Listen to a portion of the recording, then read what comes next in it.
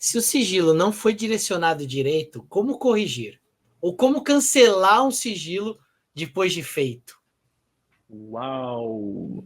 Boa, legal. Bom, se a gente está vendo a vida dando errado e descendo ladeira abaixo, é um pouco difícil a gente parar uma força que está em movimento, né?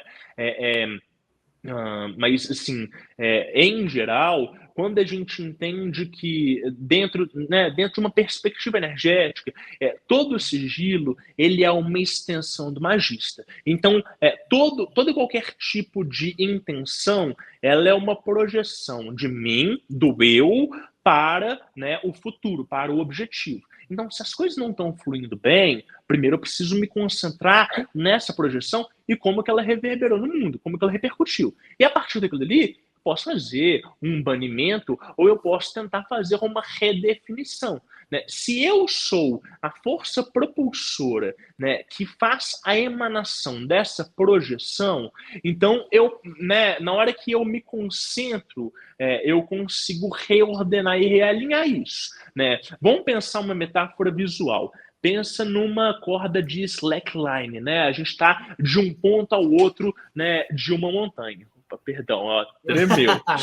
Um ponto ao outro de uma montanha. E você está andando na corda. E aí você desequilibra e a corda começa a tremer, né? E aí você tem duas possibilidades. Ou você cai, ou você centra de novo e faz com que essa vibração que saiu do lugar ela volte a centrar. Então, esse centramento faz com que você redefina aquilo que está sendo emanado. Esses ecos dissonantes de si, né, eles podem ser anulados através de uma mente afiada. Agora, o grande desafio é, no meio do caos, no meio da bagunça, você conseguir se centrar, né, e anular essas variáveis todas para conseguir ser essa força de equilíbrio. Né? Mas enfim, uma redefinição de um sigilo, né, seria igual ou o suficiente, né, para conseguir anular esse sigilo que está indo errado, que está de alguma forma, né, desmoronando.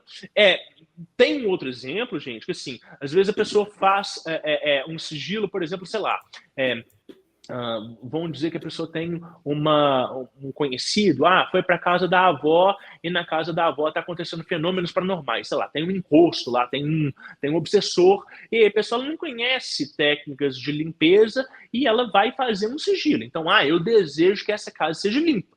Mas aí ela descobre que esse método ele não é eficiente, porque ela por si só não sabe limpar aquilo dali. Então ela lançou um sigilo. E aquilo dali repercutiu errado, né? Trouxe mais companhias, ou então incomodou aquilo que estava lá e a casa ficou mais pesada e etc e tal, né?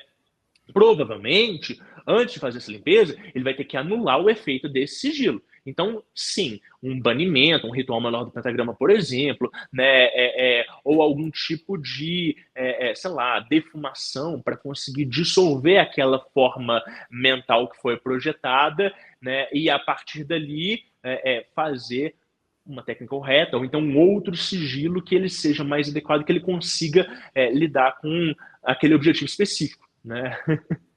Excelente. Cara, deixa eu entender uma coisa. Então, o sigilo é um hiperlink para o seu objetivo. Então, você canaliza energia, cria ali uma forma, uma linguagem para ter uma ligação direta com aquilo. Então, dentro desse processo, você está falando que primeiro tem uma definição de objetivo, quanto melhor explicado, né, principalmente quando você está confuso, melhor. Então, você cria ali definições, tal, não sei o quê, e aí você, vamos supor, escreve o que você quer. A partir disso, você cria a forma de conexão entre os exemplos que você deu. Pode ser um símbolo que já existe, pode ser um objeto físico, pode ser uma contração das palavras, uma brincadeira, tornando ali um glifo, sei lá, uma coisa assim. Pode ser mental. Alguém perguntou de música, imagino que possa ser também uma relação musical ali, alguma coisa. Aí depois tem a tal da ativação do sigilo. Aí você falou algumas coisas do tipo, em estado de gnose, que pode até ser meditação, estado alterado de consciência, falou de cuspir, falou de algumas coisas, inclusive o orgasmo. Sim. Conta um pouco melhor sobre isso. Até ontem a gente estava falando sobre um assunto que não tem nada a ver com esse diretamente, que é sobre templo, mas a gente fez propaganda sobre hoje. Amanhã a gente já falou sobre sigilo e alguém perguntou: vai ter ativação ao vivo? Vai ter ativação ao vivo? Brincando com a ideia de se masturbar ao vivo, né? Sim. Enfim, e aí seria legal a gente aprofundar um pouco nisso. Qual é que é? Primeiro, então, essa ideia de ativação por esses meios, entender um pouco melhor qual a necessidade disso e o passo subsequente, qual é que é? Você fica ativando aquilo toda hora, todo tempo, esquece ou não esquece? O que acontece? Legal. Bom, nós, enquanto seres humanos, a gente tem uma capacidade muito limitada em relação à projeção da nossa vontade. Então, nós estamos o tempo todo desejando, né? Nós somos máquinas de desejo. Né? O marketing, né? O Alan Moore fala muito isso, né? Que o marketing é a ciência dos magos do século XXI. Né? Então, se a gente obtivesse tudo o que a gente eu me formei em marketing, olha aí. Primeira faculdade que eu fiz, olha aí, sem saber disso. Olha só, eu sou publicitário também, Boa. Mas veja que se a gente tivesse tudo aquilo que a gente desejasse, primeiro, a nossa casa estaria entupida de tralhas, né, dos anúncios que a gente recebe e é bombardeado o tempo todo. Segundo, que a gente não conseguiria construir nenhum tipo de relação saudável, duradoura, nem com pessoas e nem com as situações, porque o jovem que ele está ali na iminência do vestibular, ele pensa em tantas coisas que ele quer da vida, que ele estaria formado em todas as faculdades possíveis. Então, enquanto somos máquinas de desejos, nossa manifestação e realização ela é muito limitada. Né? O que define a realização é um comprometimento ou uma vontade real aplicada. E aí, o que diferencia a capacidade do indivíduo de conseguir magicamente aquilo que ele quer, né, é a capacidade dele de operar a consciência e entrar em certos estados que propiciam essa potência de vontade. Então, por que o indivíduo, quando ele vai, sei lá, fazer uma magia cerimonial, ele vai entrar para o círculo mágico, ele precisa de fazer todas as libações e purificações do corpo, e ele faz uma prece inicial, e aí ele usa o hobby consagrado, e aí depois que ele vai chamar a entidade para pedir o que ele quer. Porque tudo isso é um estado de construção e de preparamento, né, de preparação interna, uma preparação mental. Né? A magia do caos, ela entende que isso é chamado de estado de gnose. Mas ela entende também que, enquanto um metasistema que precisa ser acessível, não são todas as pessoas que conseguem construir essa troca de marchas da consciência. Então, as pessoas elas não conseguem passar do ponto morto para a primeira marcha, para a segunda, para a terceira, para ela chegar na quarta, para ela ganhar embalo e velocidade, para ela conseguir alcançar aquele objetivo. Então, ela cunha esse termo estado de gnose, né, que não é um termo exclusivo da magia do caos, mas que traduz um estado alterado de consciência que propicia com que o indivíduo acesse esse manancial de energia dele, né, essa vontade dele, e consiga projetar isso sobre o sigilo, seja o glifo, seja a música, seja o gesto, seja aquilo que, né, esse meio, esse hiperlink que a gente está falando. Né? Então, o estado de gnose é um estado alterado de consciência. Qualquer estado alterado de consciência, depende. Vão ter autores que vão falar que sim. Vão ter autores que vão falar assim, você pode pegar um sigilo, guardar no seu bolso, dar 3 voltas no quarteirão, quando você estiver ofegante, você para, olha para o sigilo e depois você deita ali no asfalto e descansa. E ele vai falar que isso é suficiente. Né? Vão ter outros autores que eles vão falar que o método de ativação interfere diretamente no produto final. Então, eu estou fazendo um sigilo para eu tirar uma viagem de férias, eu quero que, sei lá, o meu chefe concorde com a proposta de férias que eu fiz, né? Ou então eu quero ter um momento de descanso junto com a minha família. E aí eu vou ativar isso com uma energia de correr ao redor do quarteirão, de estar exausto, né? Como que isso vai, de alguma forma, né, interferir nesse resultado final? Né? Então, A mesma coisa se dá quando a gente fala, por exemplo, né, do método do orgasmo, né? A gente fala da masturbação.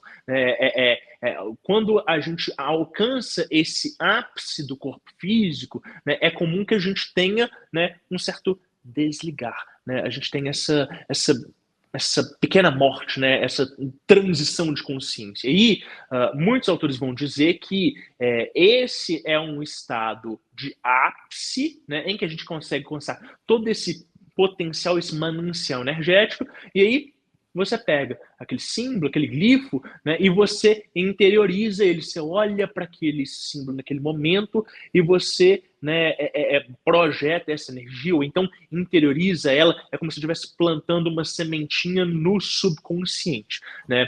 Isso pode ser feito através de masturbação, isso pode ser feito através do né, ato sexual em si, né? Isso pode ser feito de inúmeras outras formas. Tem muita gente que consegue ativar o sigilo naquele momento, né, de quando você vai tomar um banho, que você deixa a consciência do dia de lado e você está ali simplesmente relaxando, e nesse momento você consegue concentrar e focar em si mesmo. Então, o momento de ativação é essa capacidade de mobilizar toda essa energia que a gente tem, mas que ela está travada. Agora, um treinamento místico ou mágico específico faz com que as pessoas tenham acesso a esse manancial de energia de uma forma muito mais fácil, mais clara. Então, acontece muito de que, enquanto você, ouvinte, está elaborando um sigilo, você receber, às vezes, a notícia de que aquilo dele já aconteceu.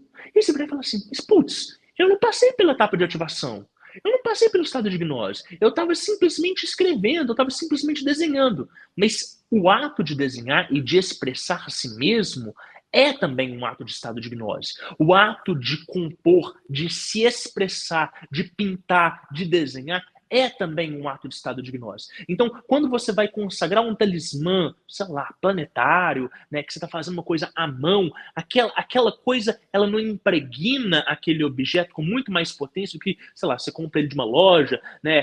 Quando você está ali se dedicando para alguma coisa, você vai dar um presente, né, para o seu parceiro, para sua parceira, né, e você faz uma coisa à mão, aquilo dali não é muito mais significativo do que, às vezes, um presente comprado. Então, essa impregnação de energia, ela também é uma forma de ativação.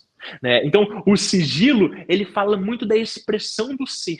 Né? Quando a gente faz arte, a gente está fazendo magia porque a gente está expressando esse manancial interno. Né? Então, muitas vezes, essa ativação ela é muito mais fluida e mais espontânea do que, não, agora eu vou parar para fazer a energização desse sigilo porque tem que ser desse jeito. Né? Então, existem vários modos para essa ativação, né? A gente falou de alguns deles, né? Tem gente que fala assim de, né, tomar um susto, né? Pedir para alguém te assustar do nada e naquele susto abrupto, né? Você vai ficar numa consciência suspensa e vai lembrar do sigilo e vai fazer aquilo dali. Funciona, né? Mas o que eu quero trazer é assim. Eu fico imaginando. O sigilo! Né? Vai assistir vídeos de jumpscaring, né? E bota o sigilo do lado da tela do computador, né? Cara, eu acho que isso que você tá falando responde um monte de pergunta que apareceu aqui no chat. Porque tem gente falando assim, eu posso pedir para outra pessoa energizar para mim o sigilo? Cara, não, é mais ou menos pedir para alguém transar no seu lugar, ou pintar o quadro no seu lugar. Ah, dá para eu fazer só na minha mente?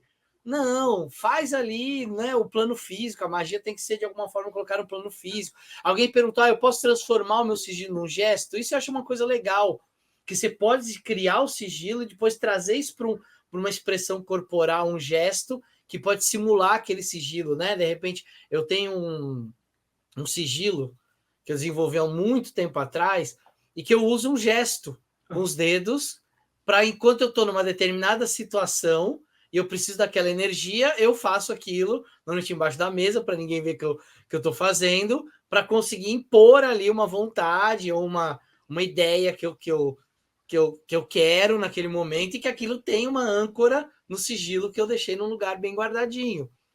Então, né, eu acho legal isso que você está falando, porque a galera às vezes tem um lance na magia, primeiro tem um certo medo. Eu vou fazer o sigilo. Se der errado. Eu não sei o que. Eu não sei o que lá. E depois tem esse lance de, depois que faz, começar a querer criar complicações. Não, mas se outra pessoa fizer? E se eu usar o sigilo público? Eu já falei de sigilo público aqui, né? Tem aí aquele lance dos servidores, dos 40 servidores. Eu falo, gente, é legal usar, porque tem uma egrégora toda bombando. Mas assim, toma cuidado, porque você não sabe exatamente o que a pessoa colocou naquele sigilo. Então você não sabe ali se tem um pedágio que está sendo cobrado, se aquela energia está sendo desviada para outra coisa, se não é bem aquilo que a pessoa falou que era. É bom estar esperto com isso. Então, no meio de tudo isso, faça o seu sigilo, energize o seu sigilo e cuide do seu sigilo, né?